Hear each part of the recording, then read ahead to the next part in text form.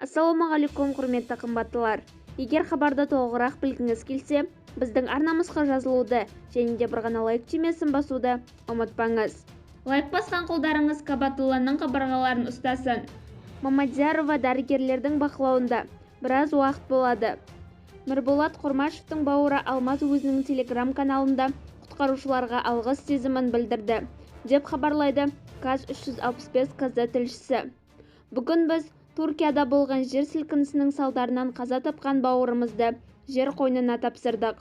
Жатқан жері жайлы, жандары жәннатта болсын.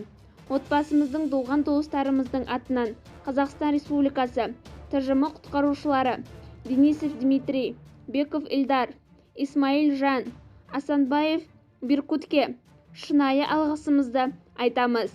Өз өмірлерін қатерге тігіп, үйінде астында қалған мәйіттерді үлкен қиындықпен алып шықты.